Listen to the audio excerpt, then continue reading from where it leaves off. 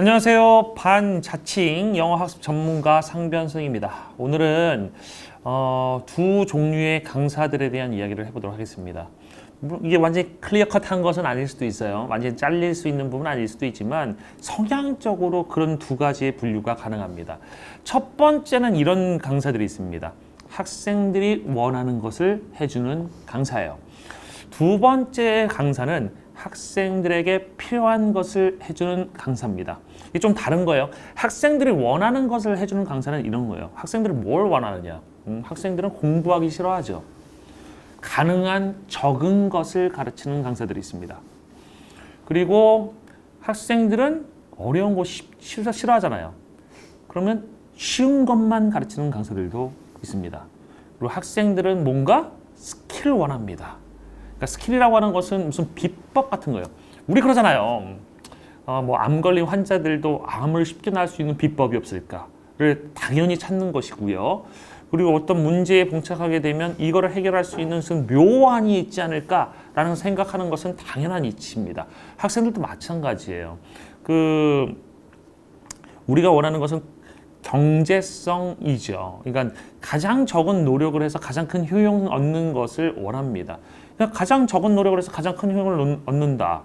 그러니까 공부는 가능한 많이 안 하고 싶은데 가장 좋은 결과를 얻고 싶어. 이게 학생들이 원하는 겁니다. 그러니까 만약에 이런 게 있다고 하면 불티나겠죠. 나의 눈을 바라봐. 1등급씩 올라가. 그러면 다 와서 눈 바라보려고 할 겁니다. 그게 실제 가능하다면. 근데 부모님들 인생을 살아보실 줄 알겠지만 그런 묘안이나 비법이 있었습니까? 없어요. 그리고 지름길이라고 생각됐던 것이 사실은 막다른 골목에 이르는 경우가 많고요. 그래서 다시 되돌아가서 시행착오의 시간 낭비만 생기는 경우가 훨씬 더 많다는 걸 알고 계실 겁니다. 하지만 아이들은 잘 몰라요. 그래서 아이들은 그런 강사들을 선택하는 경향성이 좀 존재해요. 얼마나 좋아요. 야, 이것만 들으면 너의 성적이 오를 수 있어. 그렇게 얘기를 하거든요. 그리고 그 말이 완전한 거짓말도 아닌 게 저는 항상 이렇게 얘기하는데 인생은 표준 정규 분포 곡선이다 라는 얘기를 합니다. 이렇게 표준 정규 분포 곡선이 있잖아요. 그럼 여기가 이제 평균이죠. 평균. 그죠? 근데 이렇게 생각하시면 됩니다. 그렇게 적은 양을 가르치고 스킬을 가르치고 아이들이 원하는 방식의 수업을 하는 강사의 수업을 듣는 아이들 중에 성적이 오르는 애들이 분명히 있어요. 근데 이렇게 보시면 돼요. 이 평균이에요. 그 아이들. 근데 올바른 방식으로다가 가르치는 강사의 평균은 그래프는 이럴 수도 있다는 거예요. 무슨 말이냐면 점수를 올리는 애들, 점수가 올라가는 애들의 비율은 올바른 방식으로 수업하나. 제가 지금 그림을 그린 게 좀 이해가 잘 안 되실 것 같아요. 오히려 이렇게 생각하시면 됩니다. 그러니까 잘못된 방식, 즉 아이들이 원하는 것만 그렇게 편법이나 스킬이라는 이름으로 편법을 가르치는 그런 강사들의 수업을 듣는 학생들 중에는 100%의 학생들 중에서 점수 오르는 애들이 10%가 있을 수가 있어요. 10%가 오르고 그 다음에 그대로 유지하는 애들이 뭐 30%가 있을 수가 있어요. 그리고 나머지 60% 떨어질 수도 있어요. 근데 나중에 좋은 결과 나왔다고 글 쓰는 애들은 10%라는 거죠. 그러니까 이게 되게 웃긴 건데 학생들이 그냥 많은 강사들이 있잖아요.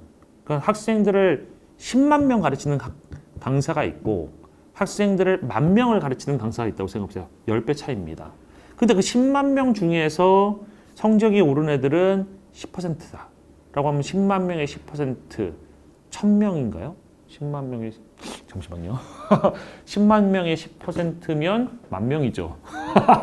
갑자기 기억이 잘 안 되네요. 10% 10,000명이 성적이 올라가는 것이고요. 근데 올바른 방식으로 가르친 그 강사의 10,000명의 학생들 중에서 30%의 성적이 올랐다면 3,000명입니다. 그럼 3,000명이 올랐다고 댓글을 쓰는 거하고 10,000명이 올랐다고 댓글을 쓰는 거 당연히 10,000명의 댓글이 더 많아 보이죠. 그래서 그런 강사들은 오히려 성적을 더 올려준다는 착각을 일으킬 수가 있는 겁니다. 중요한 건 비율인데 그 비율을 따질 수 있는 방법이 전혀 존재하지 않아요. 누가 그걸 공개하고 어떻게 공개하겠습니까? 학생들이 전체가 다 성적을 공개해야 되는데 그런 일이 없어요. 아까도 말씀드렸지만 성적 잘 나온 애들 중에 일부만이 글을 쓰기 때문에 비율이란 것은 알 수가 없습니다. 하지만 저희는 이제 경험적으로 느낀다고요. 경험적으로. 이렇게 공부하는 아이들에서 성적이 올라가는 그 비율보다 올바르게 해서 성적이 올라가는 비율이 더 많을 것이다 라는 걸 알게 되죠. 그래서 좀 양심 있는 강사들은 이거 제가 생각하기에 양심 있는 강사들은 뭐 양심이 있는데 그게 진짜 그 스킬이 된다라고 믿고 있는 강사들도 있을 수 있습니다. 저 같은 강사들 같은 경우는 저 같은 강사들도 많습니다. 정도를 걸으려고 해요. 그러니까 너희들이 실력을 올리려면 정확한 해석을 해야지. 정확한 해석을 하고 그걸 토대로 판단을 해야지. 무슨 일부의 표현이라든지 아니면 일부의 어떤 단편적인 내용을 가지고 판단하는 건 위험해. 이렇게 설명을 합니다. 그럼 너희들이 영어의 실력을 기르기 위해서, 그러니까 영어의 실력을 기르어야지 너희들의 영어 성적이 안정적으로다가 잘 나올 수 있어 라고 얘기하는 게 저희들이에요. 저 같은 사람들입니다. 그러려면 정확한 해석을 배워야 되고, 정확한 해석을 배우려면 정확한 문장 해석하기 위해서는 어휘와 구문이 제대로 학습이 되어야 돼. 그리고 구문이라는 것도 수박 겉핥기식으로 하면 안 되고 제대로 공부하려면 어느 정도 양이 필요해. 어떤 업체의 일타 강사가 이런 말을 했어요. 상당히 공감 가는 얘기인데 이런 얘기를 했대요. 어떤 수험생 사이트의 게시글에서 봤습니다. 내가 너희들에게 적은 양을 가르쳐서 실력을 끌어올려서 점수를 올려줄 수 있었다면 나는 이미 그렇게 했을 거야. 너희들 성적을 위해서 필요한 양이 있어. 그 양을 채우지 않으면 절대로 성적이 오르지 않아. 그래서 나는 최소한 이 정도는 해야 된다고 생각해. 이렇게 설명하는 강사가 있다고. 저도 똑같은 생각이에요. 그 마르크스라는 사람의 얘기를 한번 해볼게요. 제 마르크스 부모님 세대하고 저희 세대 때 어렸을 때 마르크스 얘기하면 빨갱이라고 얘기 들었겠죠, 그죠? 근데 영국의 그 BBC에서 20세기 최고의 철학자로다가 학자들한테 설문조사한 결과는 마르크스가 1위로 뽑혔습니다. 철학자 중에서. 과학자는 아마 다윈이었을 거예요. 아인슈타인이 아닙니다. 그 마르크스의 이야기 중에 가장 잘 알려진 게 이거죠. 양이 변하면 질이 바뀐다. 그래서 생산량, 농업 생산량의 변화에 의해서 어떤 질적인 변화가 생긴다. 이게 뭐 더 유식한 얘기를 하면 하부 구조가 상부 구조를 지배한다. 요즘 학생들은 다 뭐 생활과 윤리 같은 데서 배우는 내용입니다.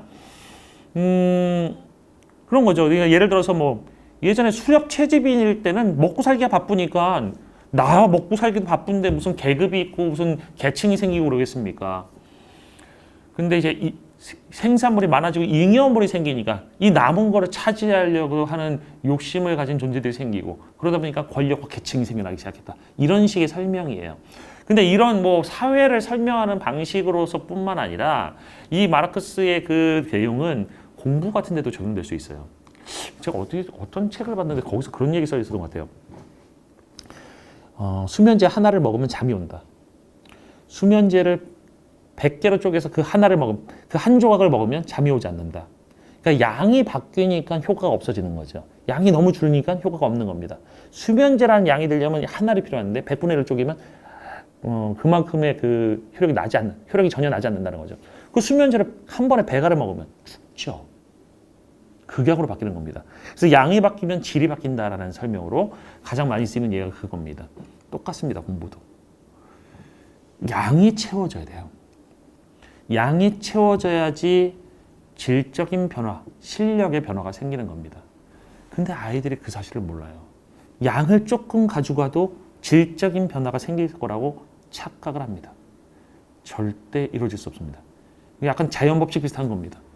사회에서 일어나는 현상에 있어서, 인간에게 있어서 일어나는 자연법칙과 같은 겁니다. 양의 변화가 선행되지 않으면 질적인 변화는 생기잖아요.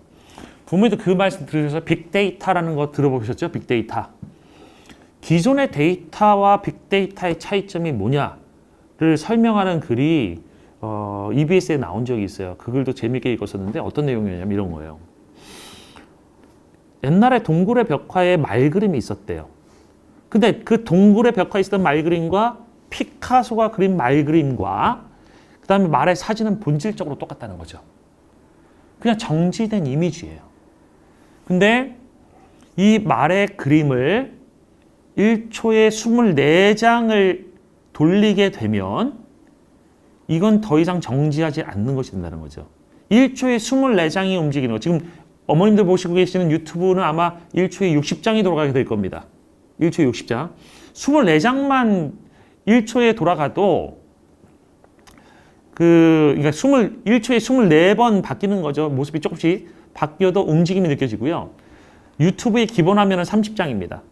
그래서 이게 30 프레임 per second FPS라고 얘기하죠. 근데 지금 제가 촬영하는 건 60 FPS로 한번 촬영을 하고 있을 거예요. 60 FPS만 되더라도 30과 차이가 되게 부드러운 차이가 나요. 그래서 이게 한 장의 사진은 그냥 데이터를 의미하고 초당 24장의 사진은 빅데이터를 의미한다. 그러니까 그냥 데이터와 빅데이터의 차이는 정지된 사진과 동영상의 차이다. 그런 설명하는 글이 있었어요. 정말 멋있죠, 비유가. 마찬가지예요. 양적인 변화가 없으면 절대로 질적인 변화는 생기지 않는다. 그래서 양이 충족이 돼야 됩니다. 그래서 그거를 알고 있는 양심 있는 선생님들은 양을 어느 정도로 만들어야 돼요. 그래서 책이 얇을 수가 없어요. 책이 얇으면 아이들의 그 양을 충족시킬 수가 없거든요. 개념이라는 것이 필요한 개념이 있고 필요한 개념을 다 담고 개념은 하나의 개념에 대해서 하나의 문장만 있으면 애들 연습이 안 되거든요. 그걸 이 상황 저 상황에 나올 수 있는 모든 대표적인 현상들 속에서 살펴볼 수 있어야 되잖아요. 그걸 하다 보면 책의 두께가 최소한 이 정도는 됩니다.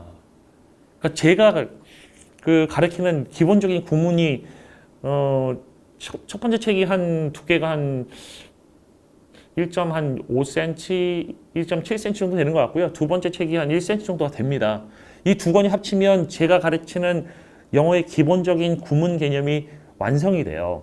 물론 수능을 위해서는 첫 번째 책 하나만으로도 준비를 시키기도 합니다. 요즘에 절대평가라고 제대로 하기 싫어하니까는 그 하나만이라도 제대로 가르치자는 생각에서 그렇게 가르치고 있지만 이 두 개가 완성이 돼야 돼요. 그 두 개를 공부한 학생들이 토익이나 공시나 이런 데서 좋은 성적을 받아온 거고요.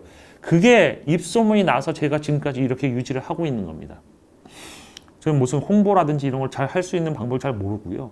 홍보비에 돈 같은 거 많이 투자하는 것도 여력이 안 되기 때문에 그냥 그렇게 입소문에 의해서 저는 의존을 해왔어요. 제가 이렇게 유지하고 있다는 걸 보시면 알겠지만 정도의 길을 가는 사람들은 언젠간 알아주더라고요. 그러니까 저에 대해서 어떤 학생이 이런 평가를 해놨더라고요. 유튜브에서. 무슨 평가를 했냐면 일반적인 강사들의 강의는 수능 지나면 듣지 않지만 제 강의는 수능 끝나고 해도 듣는다고.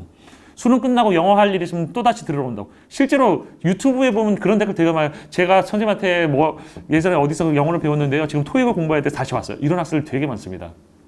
정도를 걸어가는 컨텐츠의 특징이에요. 그러니까 부모님들이 아이들은 자꾸만 적은 걸로 가려고 해요. 당연한 겁니다. 공부하기 싫어요. 공부하기 싫어요. 누구도 공부하는 걸 좋아하는 사람 없습니다. 공부하는 거 좋아하는 사람 가끔 있는 것 같긴 한데요. 그 사람한테도 24시간 공부하라고 하겠습니까? 진짜 좋은 거면 24시간 죽으라고 할 수 있지. 인생에는 24시간 죽으라고 24시간 동안 하고 싶은 내용은 없어요. 매일 24시간 동안 할 수 있는 건 없습니다. 잠도 24시간씩 계속 잘 수 없습니다. 허리 아픕니다. 하물며 공부는 안 돼요. 그만큼 공부가 잠보다 좋을 수는 없을 거 아닙니까? 최소한. 그래서 그런 일에 있어서 가능한 조금 하고 싶거든요. 가능한 적게 하고 싶을 겁니다. 그러니까 아이들은 어쩔 수 없이 끌려갈 수밖에 없어요. 그런 쪽으로. 그리고 강사들은 돈에 끌려갈 수밖에 없는 강사들이 있습니다. 그래서 부모님들은 잘 선택해 주셔야 돼요. 그러니까 제 강의를 선택하라는 말씀이 아닙니다. 저 같은 강사들 꽤 많습니다. 뭐 수능 시장 같은 경우는 이투스에 있는 선생님 중에도 그런 선생님 계시고요. 그다음에 대성학원에도 그런 선생님 계시고요. 대성 마임에게도. 네. 다른 업체는 잘 모르겠고요. 그 업체는 제가 잘 모르겠어요. 뭐 있습니다. 계시네요. 생각해 보니까 계시고요. 네. 그래서 그런 좋은 선생님들의 강의를 통해서 본질적인 실력을 올리게 해주시면 좋을 것 같아요. 그런 컨텐츠를 구별하는 능력이 이제 예전에 상대평가 시절에는 아이들이 많았거든요. 상대평가 때는 어차피 영어를 97점, 98점 맞는 애도 100점 마크에서 공부하던 시절이었기 때문에 똘똘한 아이들도 많았고 영어에 대한 공부 의욕이라든지 필요성이 엄청나게 높았기 때문에 양이 문제가 안 되던 시절이었어요. 근데 절대평가로 넘어오면서 양이 문제가 되는 시절로 바뀌었습니다. 그래서 아이들은 갈수록 점점 더 성적이 오를 가능성이 낮은 방법을 찾아가는 경향성이 있으니까 그 부분을 잘 선택해 주셔야 돼요. 강사는 크게 두 가지 성향이 있습니다.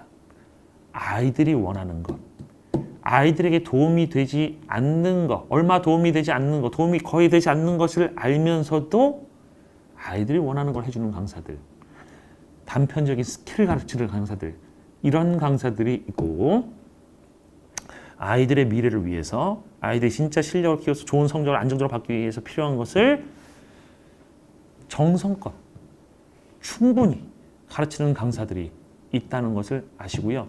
이게 단순히 영어에만 국한되는 얘기는 아닐 수도 있다라는 것을 또 아셨으면 좋겠습니다. 오늘 이것으로 두 가지 종류의 강사들에 대한 내용을 마치도록 하겠습니다. 아직도 구독과 좋아요 안 해주셨으면 해주세요. 구독과 좋아요 해주시면 성적이 올라갈 겁니다. 암시입니다. 최면이에요. 그리고 부모님들 구독과 좋아요 해주세요. 지금 계속 얘기하잖아요. 양을 충족시키고 있는 겁니다. 언제가 양이 충분하면 아마 구독과 좋아요 눌러주시겠죠. 이것으로 오늘 설명을 마치겠습니다. 감사합니다.